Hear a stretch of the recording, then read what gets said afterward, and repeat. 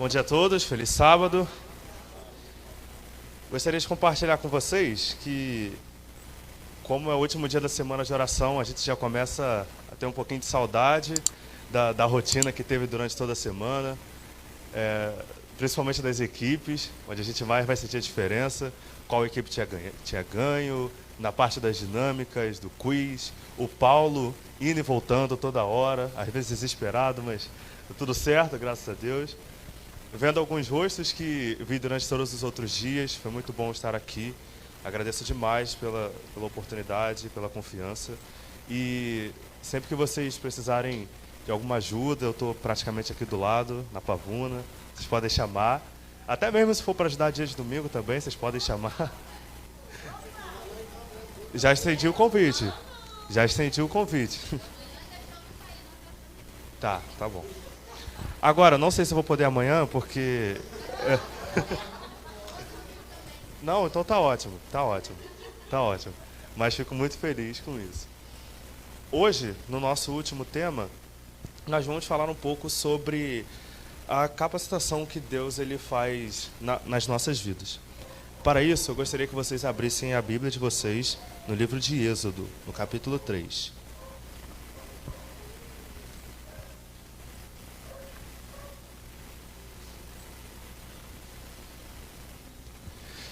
Êxodo, capítulo 3, a partir do verso 7.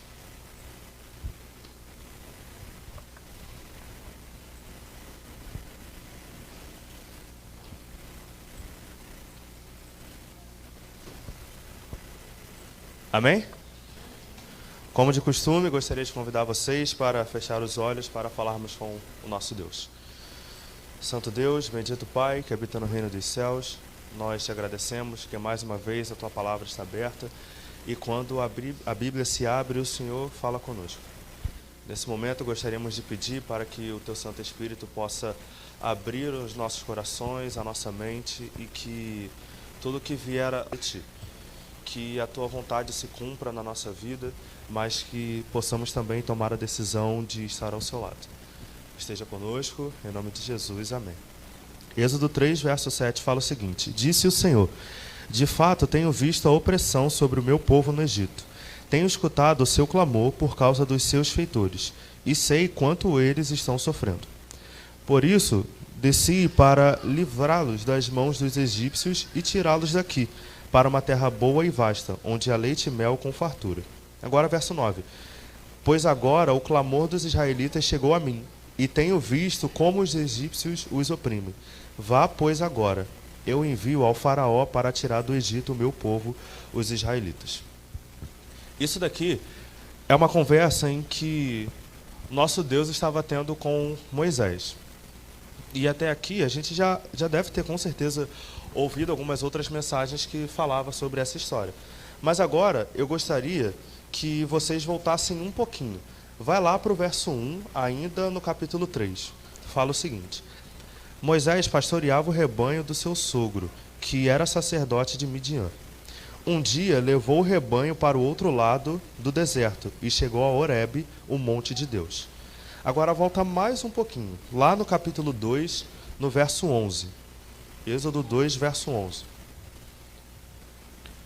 E a Bíblia vai falar o seguinte: Certo dia, sendo Moisés já adulto, foi ao lugar onde estavam os seus irmãos hebreus e descobriu como era pesado o trabalho que eles realizavam.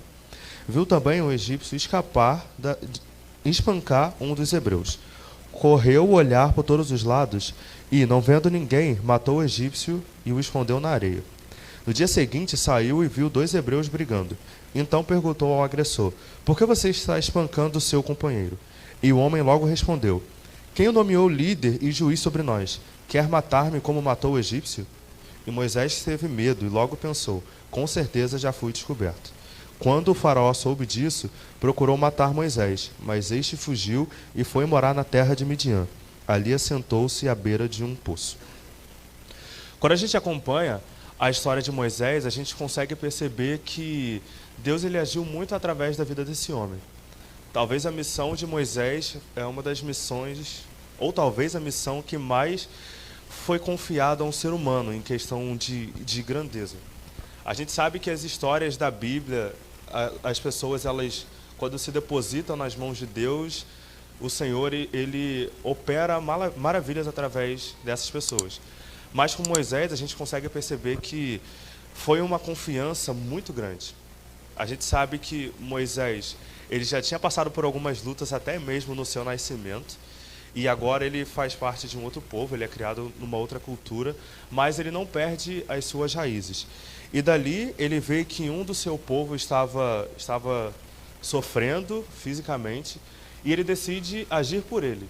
E é claro que naquela época os homens, eles tinham que saber se defender, e com Moisés não era diferente. E por isso, com as próprias mãos, ele mata agora uma pessoa e o esconde na areia. E a gente percebe também, não só a capacitação, mas o quanto que nosso Deus, ele consegue transformar as pessoas. A gente sabe como que vai ser o final da vida de Moisés, mas a gente consegue perceber que quando ele vai tomar as suas próprias atitudes, ele mata um homem friamente e ainda o esconde na areia depois disso tudo.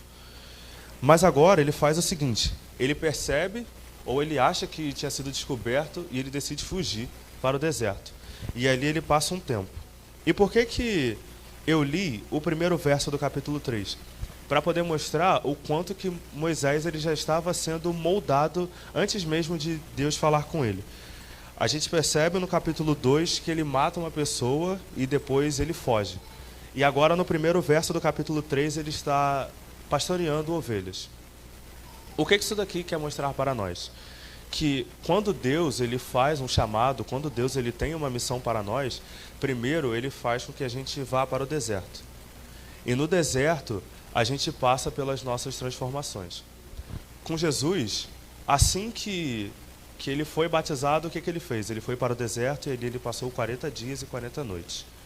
O que acontecia com João Batista? João Batista, ele ia para o deserto ou para dentro das cavernas, ali ele ficava isolado nos lugares, para que ele pudesse se preparar mais, fazer com que Deus o moldasse mais, porque ele sabia da missão que ele tinha. E tantas outras pessoas, com Moisés mesmo, a gente percebe que o deserto, ele é capaz de transformar o coração do ser humano, mesmo que a gente não entenda o motivo. Isso serve já para nós, a primeira lição de hoje. Quando Deus, ele tem um chamado para nós, primeiro ele faz com que a gente vá para o deserto. E isso acontece caso a gente queira ser transformado. Então, um exemplo muito simples. Se você quer que a sua família ela seja transformada, talvez antes de vir a transformação, muitos problemas irão acontecer. E deserto não significa o lugar, mas o sentido do deserto. É você estar em um local onde você provavelmente vai estar um pouco mais sozinho. E no deserto, o que a gente pode associar com ele? Quando está no dia, ele faz muito calor. E quando chega a parte da noite, faz muito frio. E não é sempre que tem água, não é sempre que tem comida, só é apenas em locais específicos. E isso mostra que com Deus, em alguns momentos, vão ter muitas dificuldades, mas em outros momentos também vão ser esses momentos em que Deus ele já vai fazendo a transformação. E nem sempre a gente vai ter os recursos de pessoas para poder nos ajudar naquela determinada situação. A gente vai se encontrar solitário em alguns momentos, mas talvez a gente precisa notar que Deus ele precisa nos moldar, ele precisa nos transformar. E estava sendo isso que Moisés estava passando naquela situação. E agora ele tem um encontro com Deus. Ele vê uma sarça pegando fogo e ele consegue ver que aquela determinada árvore, ela pegava fogo, mas não queimava. Então era interessante parar para analisar isso. É como se fosse esse objeto. Ele está pegando fogo, mas ao mesmo tempo ele continua intacto. Nem o TNT mesmo tem alguma alteração. Isso aconteceu um pouco depois, quando os jovens foram jogados na fornalha. O fogo estava muito mais forte do que estava sendo antes, mas quando eles saem da fornalha, nada tinha acontecido com eles. Então a gente consegue notar que Deus ele age de todas as formas.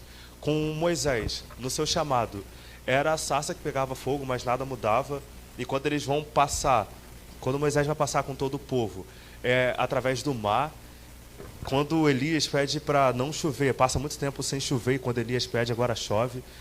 Com jovens na fornalha, Daniel na cova dos leões. Então isso mostra que, independente de qual lugar a gente se encontra, de quão ruim esteja a situação que a gente esteja passando ou a nossa dificuldade, Deus ele consegue agir de todas as maneiras possíveis.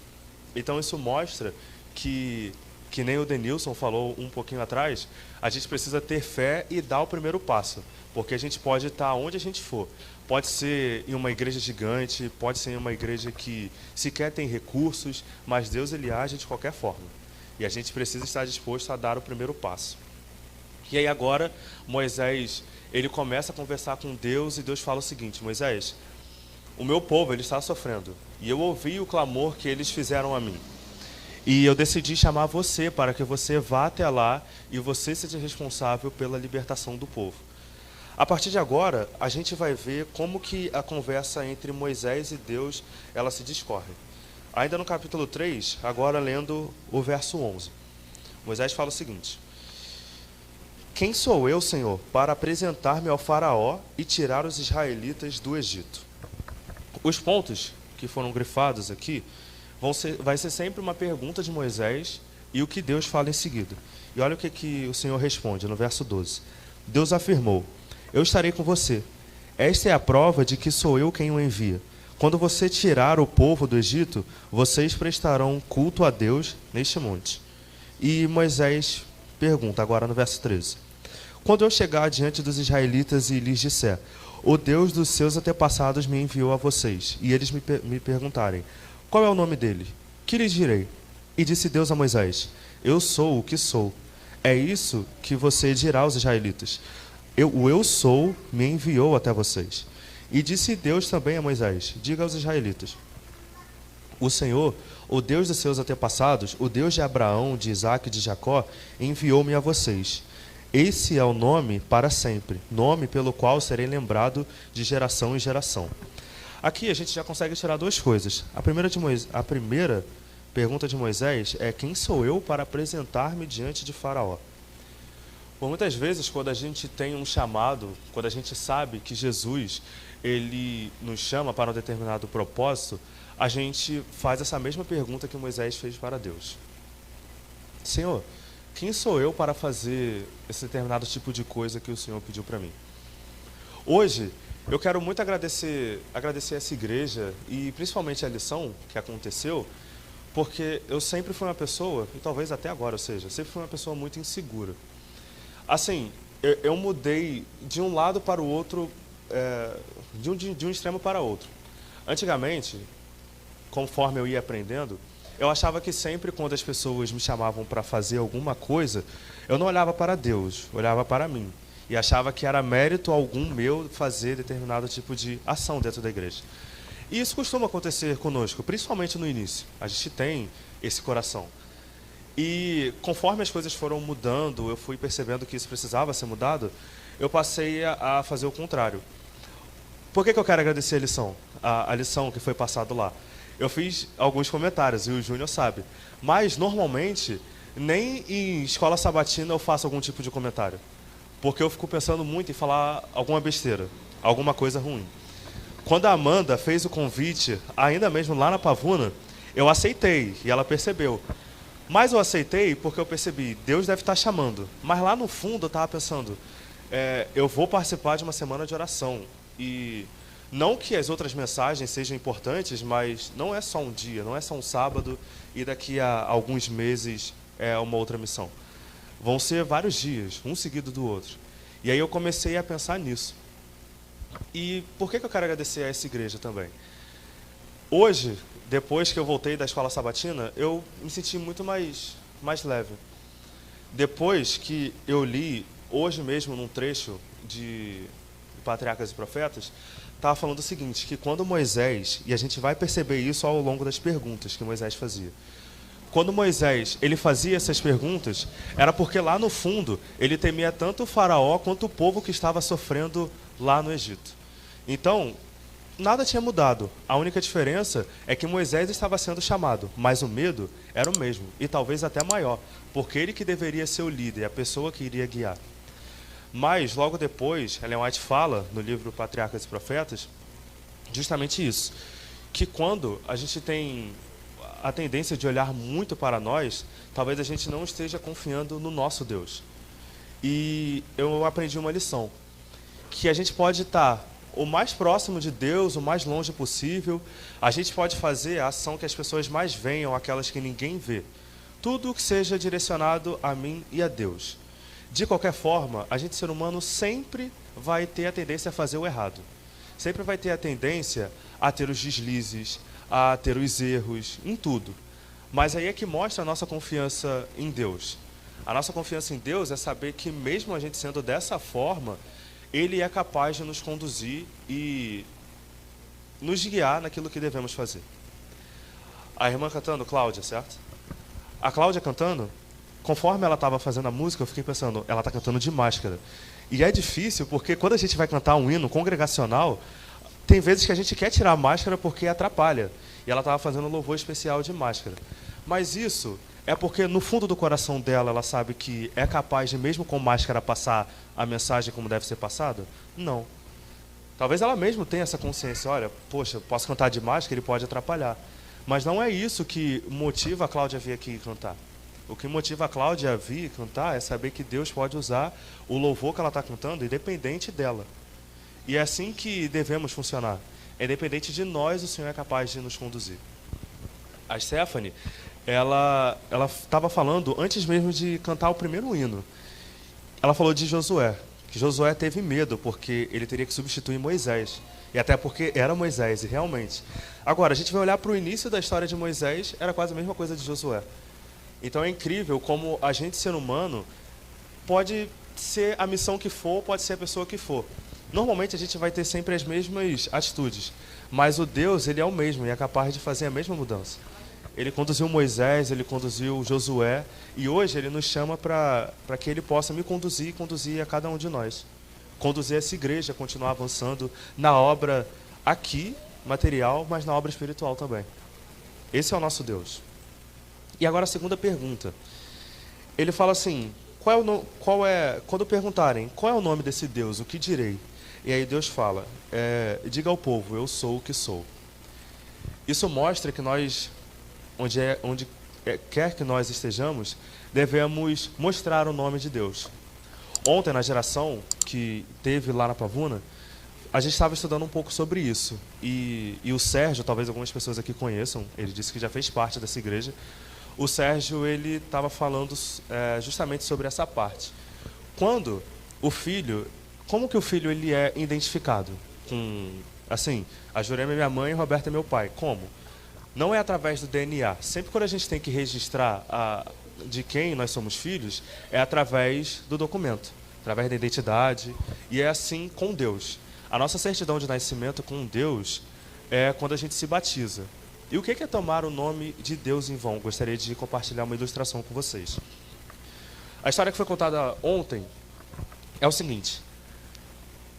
Amanda, sabe o que é interessante? Agora que eu acho que não vai ter mais o quiz, tem uma ilustração para poder mostrar.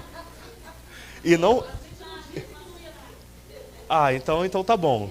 Então se era surpresa, já fiquem preparados. A ilustração é o seguinte. O filho, ele vai até uma banca de jornal e ele compra o jornal para o pai dele e ele recebe o troco. Só que o troco que ele recebe veio a mais. Só que o filho percebe na hora, só que ele não avisa para a pessoa que tinha entregue o troco naquele momento. E ele volta para casa, conta essa história para o pai e o pai fala o seguinte, se você percebeu, a gente vai até lá e você vai devolver o dinheiro. Só que em uma esquina antes da banca, o pai dele para. E o filho continua andando normal, ele vai, diz a situação, entrega o troco errado e volta. E aí o pai fala o seguinte, eu até poderia ter ido lá com você, mas eu não fui por causa da vergonha que você fez para mim. E a gente sabe, alguns pais hoje que um dia já foram filhos, sabe que você pode fazer ou a besteira que for, ou a mãe ou o pai pode te bater, dar a bronca que for. Mas a pior coisa para o filho é ouvir assim: eu estou decepcionado com você. E da mesma forma, essa ilustração não foi diferente. E o que isso tem a ver com tomar o nome de Deus em vão? Quando a gente recebe agora essa certidão de nascimento, as nossas atitudes perante as pessoas vão mostrar o quão filho obediente a gente é diante do nosso Deus. E tomar o nome de Deus em vão agora faz com que a gente tenha mostrado para as pessoas que a gente se batizou, mas a nossa vida não muda em nada. A gente viu no Provar e Vede que a moça, a Rosemary, ela bebia desde a sua adolescência. Mas quando ela se batiza, não é só a vida dela que muda. Muda a vida dela, muda a vida do esposo, de 3 pessoas que frequentavam o bar, e o lugar do bar. Agora é uma igreja. E isso daí é mudança. Mostra que ela é uma filha obediente. E assim é para nós. É engraçado que lá em casa, na maioria das decisões, eu pego e sempre falo com a minha família. E se o que eles me disserem de conselho não for de acordo com aquilo que eu quero ouvir, na hora eu nunca vou aceitar. Eles já sabem, na hora eu nunca aceito. E eu mesmo já sei disso. Só que aí quando eles começam a falar, eu costumo dizer isso mais para Fátima. Eu falo assim: Fátima, no final, você já sabe que eu vou ouvir o que vocês estão falando. Mas na hora eu nunca aceito. E com Moisés foi meio que parecido com isso. Ele não estava querendo aceitar de verdade. Mas depois ele entende o chamado, ele vai e a gente já sabe o que acontece no final. E o que isso mostra? O que isso tem a ver com essa segunda pergunta? Isso mostra que o nosso Deus, ele é grande. O nosso Deus, ele opera as mesmas maravilhas que ele operava na Bíblia.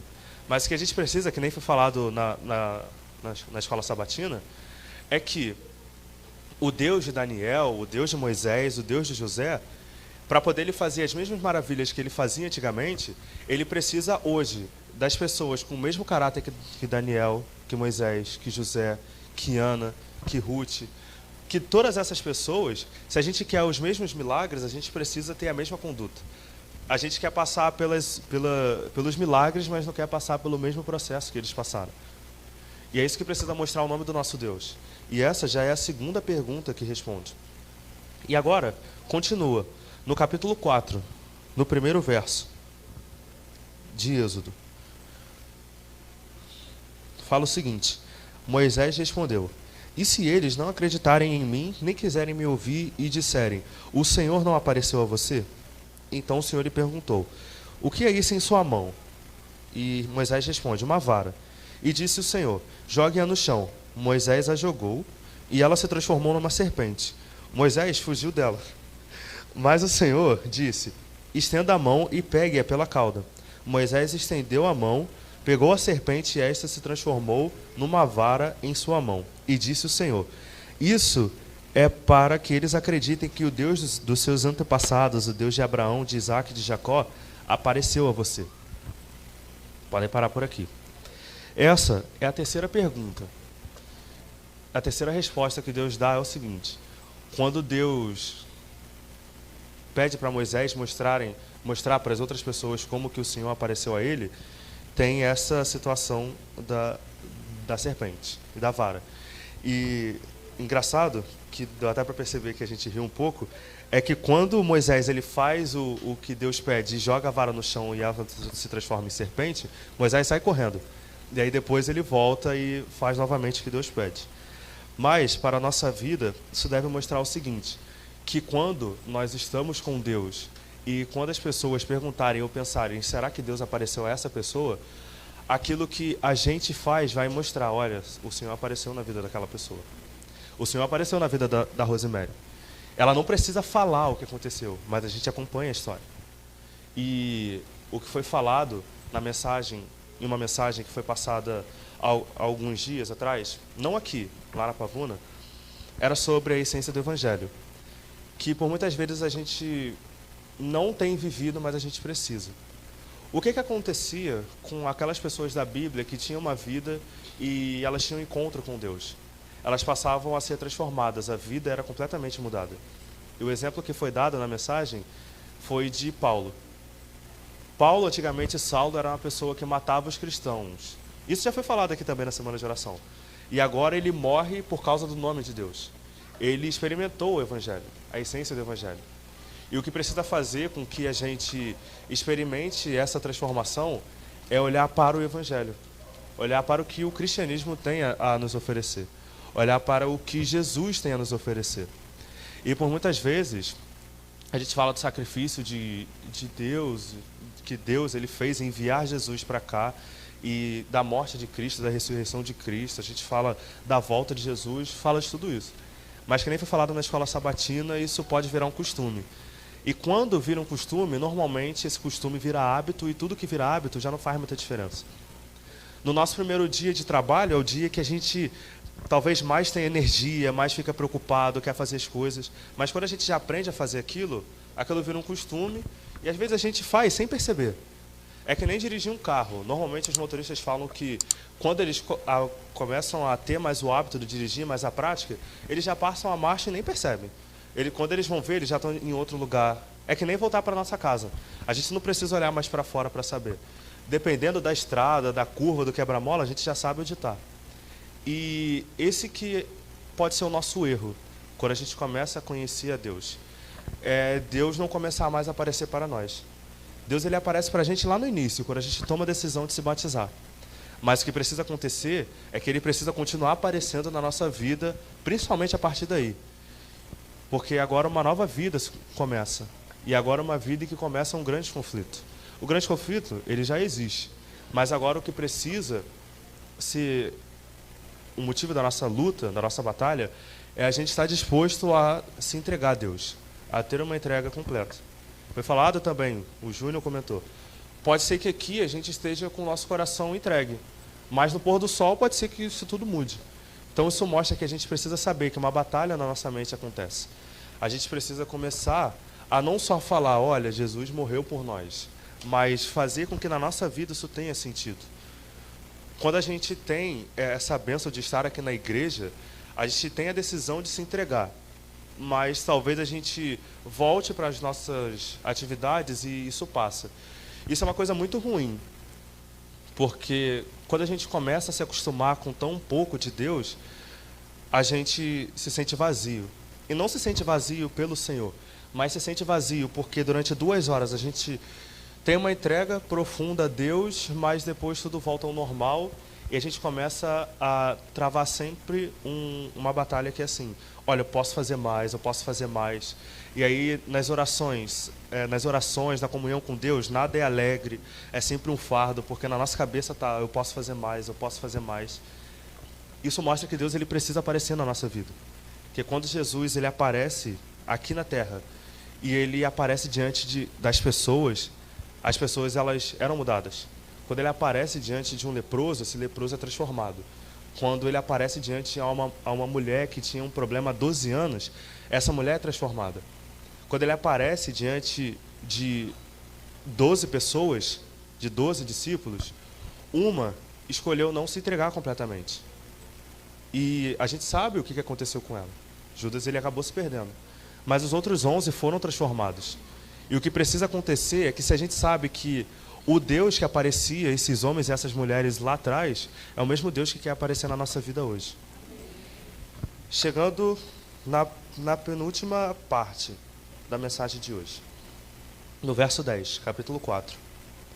Disse, porém, Moisés ao Senhor, ó Deus, ó Senhor, nunca tive facilidade para falar, nem no passado e nem agora que falaste a teu servo. Não consigo falar bem. E disse-lhe o Senhor, quem deu boca ao homem? Quem o fez surdo ou mudo? Quem lhe concede vista ou torna cego? Não sou eu, o Senhor? Agora, pois, vá, eu estarei com você, ensinando-lhe o que dizer. Podem parar por aqui. É de refletir, parar para pensar que todas as situações que a gente, como ser humano, hoje passa, a Bíblia já deixa claro. E aí, quando essas circunstâncias acontecem com a gente, é a mesma coisa. De Moisés agora passa a ser o Robert, passa a ser Stephanie, o Júnior. As situações são as mesmas de antigamente. A grandeza de Deus é tão grande, o amor de Deus é tão grande, que ele pega e seleciona Moisés. E Moisés ele sabe que precisa ir para lá.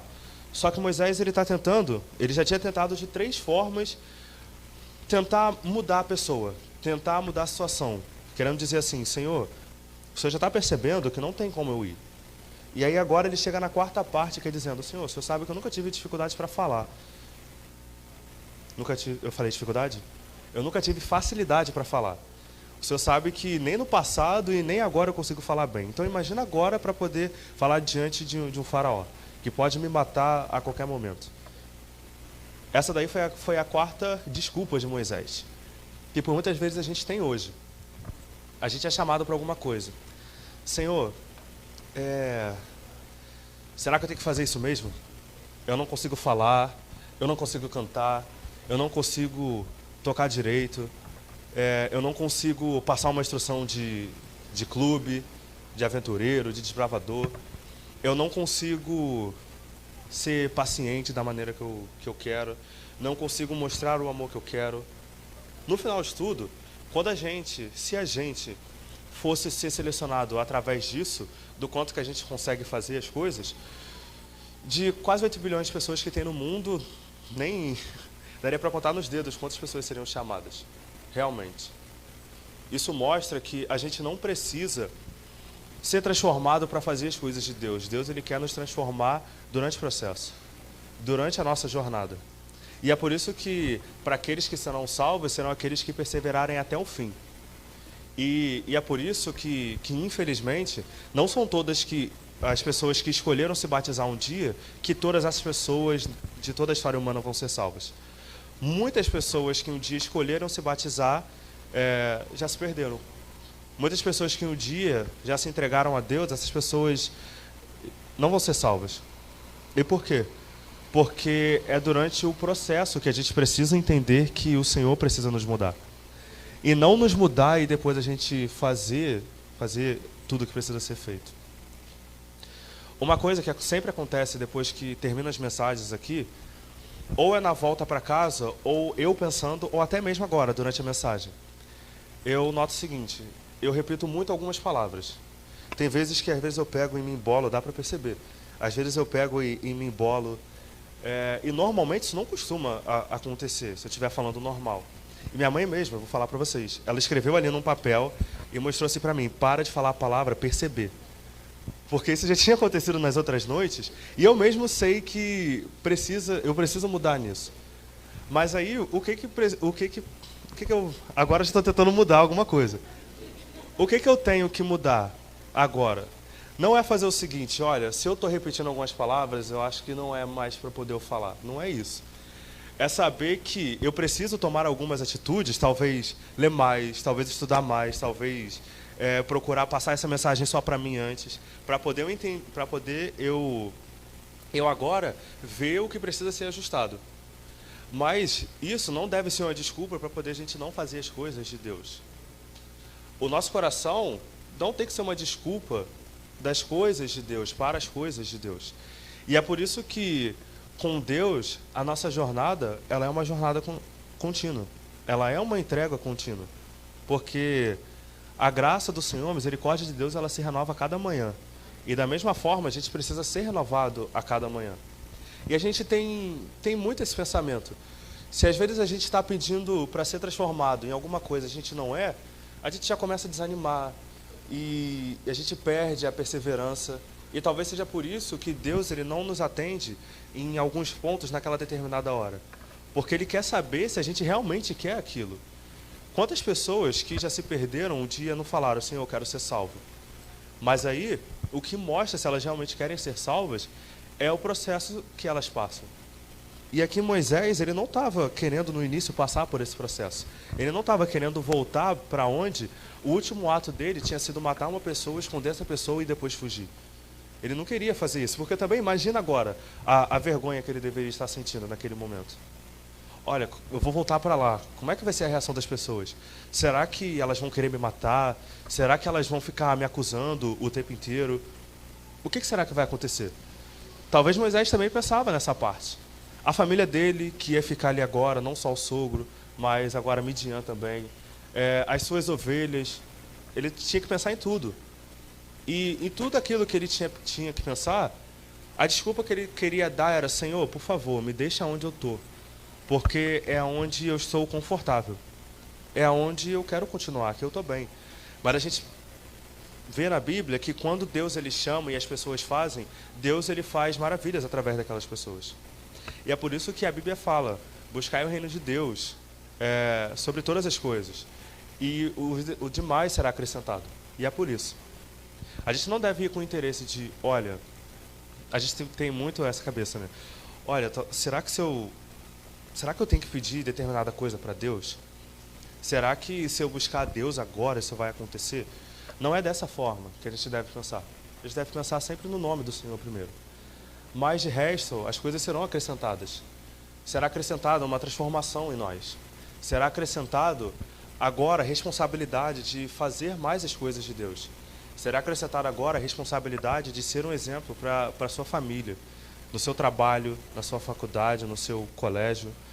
E esse é o tempo que eu tenho? Tá bom. O que isso mostra?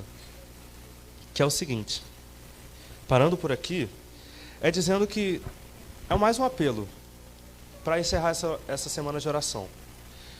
Durante, seja quanto tempo a gente continuar vivo, ou quantas mais mensagens a gente vai ouvir, no final de tudo, sempre as mesmas histórias. Podem ter pontos diferentes, mas vão ser as mesmas histórias. Só vai mudar as pessoas daqui da Bíblia, as pessoas que vão passar a mensagem, os louvores, mas no final de tudo, Deus ele faz o mesmo apelo, que a gente se entregue de verdade, e que o nosso eu ele possa ser esvaziado, e que ele possa nos preencher. Se a gente ficar vivo, todo mundo, se a gente continuar vivo por mais 20 anos, imagina quantas mensagens e quantas semanas de oração a gente não vai ouvir. Mas no final de tudo, não é o que as outras pessoas falam que vai fazer com que a gente seja transformado. O que vai fazer com que a gente seja mudado é realmente a gente se entregar, e se entregar de verdade. E é uma coisa que tem acontecido na minha vida, graças a Deus. Por muitas vezes, tem os meus vacilos. A mensagem que eu deveria ter feito ontem, eu cheguei cansado da geração, da semana do trabalho, dormi e fui fazer hoje. E aí eu sabia, ontem antes mesmo de eu dormir eu falei, pô, Senhor, eu vacilei. Mas o que a gente precisa fazer é entregar todos esses erros para Deus, porque Deus é o único remédio. E foi falado também na escola sabatina. A gente não tem que falar só dos problemas, mas apresentar a solução. E a nossa solução está aqui nesse momento. Nossa solução está diante de nós, está do nosso lado, sempre tem nos acompanhado. E o que a gente precisa perceber é que a gente precisa ir a esse Deus, se entregar a esse Deus e deixar que esse Deus nos transforme. E todas as maravilhas, toda a transformação que a gente notar em nós ou nas outras pessoas vai ser fruto da nossa entrega a Ele. Vai ter um louvor no final agora? Que durante esse momento eu gostaria de pedir, não para que você ficasse de pé, mas eu queria que no seu coração você pensasse no que tem te impedido de se entregar a Deus, ou qual tem sido as suas desculpas para Deus. E o chamado é para que você aceite que chegou a hora de você se entregar a Ele e deixar que esse Deus ele te capacite e molde todo o seu viver.